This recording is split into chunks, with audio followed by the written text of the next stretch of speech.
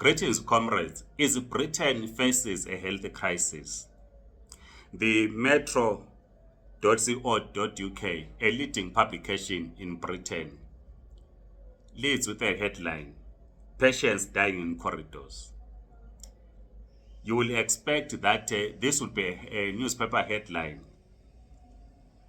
in developing economies, South America, in Africa, where we have serious health challenges in our health institutions.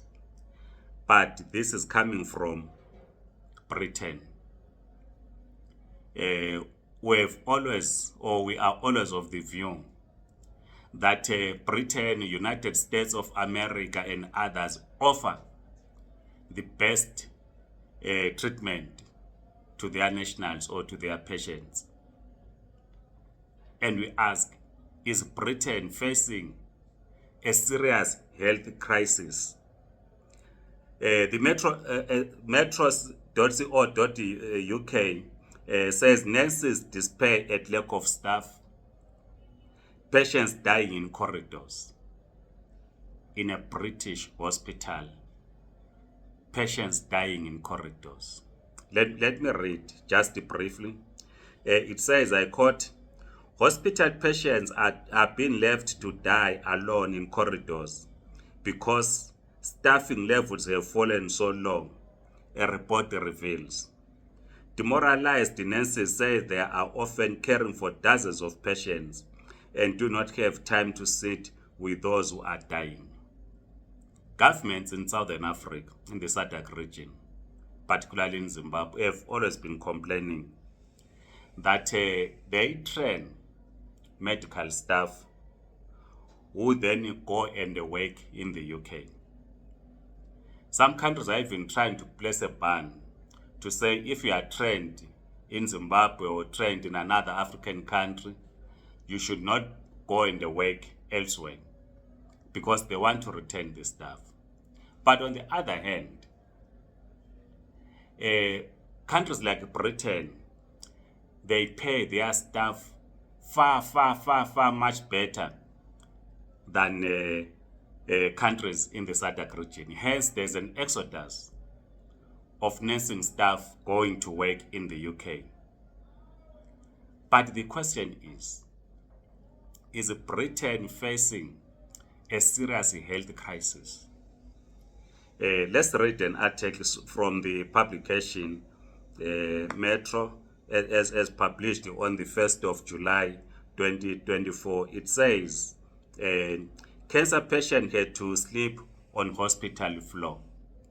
You'll expect that you'll come across this at Mpilo Hospital in Bulawayo, Paranyatwa Hospital in Harare, Chris Baragwanath Hospital in South Africa.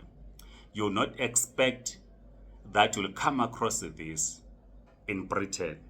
It says, I quote, a terminally ill woman was forced to sleep on a hospital floor because of lack of beds.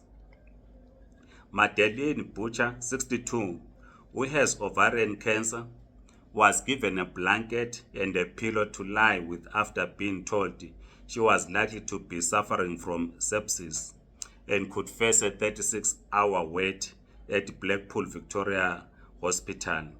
Her husband, John of Poulton Leaflight, Lancashire, said, is quoted, I didn't realize how angry I was until I got home and I looked at the picture of her on the floor. A doctor described the A and the E as a war zone, close quote. This is very serious. I continue. He said she got a trolley half an hour later last Sunday, but was not admitted to a ward until Wednesday. The hospital apologized and said the complaint would be reviewed. This is a hospital in Britain. It's published by metro.co.uk on the 1st of July 2024.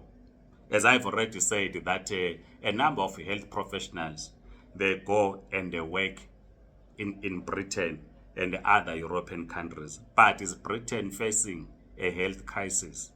Then on the 11th of July 2024, The same publication, metro.co.uk, ran a story. It says, the headline, I waited 18 hours to see a doctor after heart attack, and it's not a one-off. I waited 18 hours to see doctor after heart attack, and it's not a one-off. Let me read the article briefly.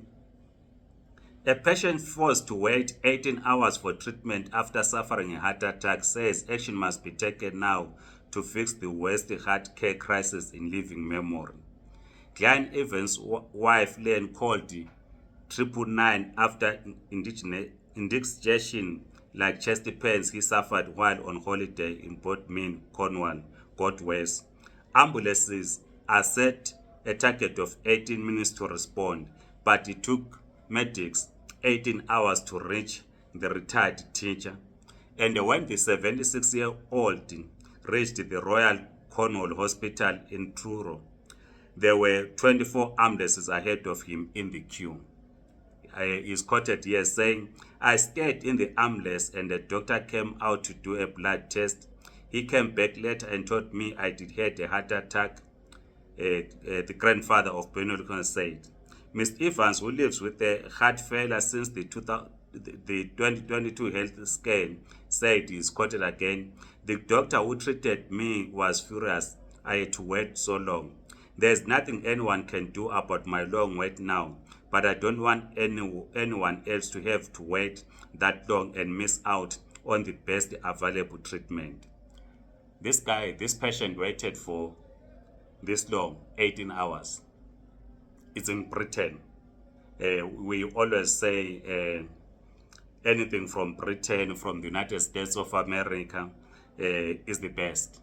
Let's read the last article from the same publication published on Thursday, 11 July 2024. Patients are too often gaslighted and fobbed off when they raise concerns about NHS care, the Patient Safety Act Commissioner has said. Dr. Henrietta Hanks told the British Medical Journal women had been patronized and had their concerns passed off. He's quoted that said, it shows a very dismissive attitude to patients who have identified problems and need to have their voices heard, she added. And we ask the question, is Britain facing a health crisis? Like I've already said that many Zimbabwean health professionals work in Britain. What are the experiences who come across? We've been speaking to some. They have no time to rest.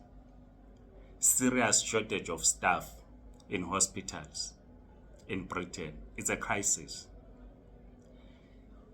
We know of the serious shortage of medical staff in our hospitals at Impilo, Paranyatwa, Chris Baragwanath Hospital, and other hospitals across the region. We did not expect this in Britain. We will also look into the hospitals in the United States, how they treat their patients. And the reason why we're doing this is because we've been conditioned that everything coming from the West is perfect. Please share your views right in the comment section. Like this video, subscribe to this YouTube channel. If you're on TikTok, please do follow us. Otherwise, goodbye.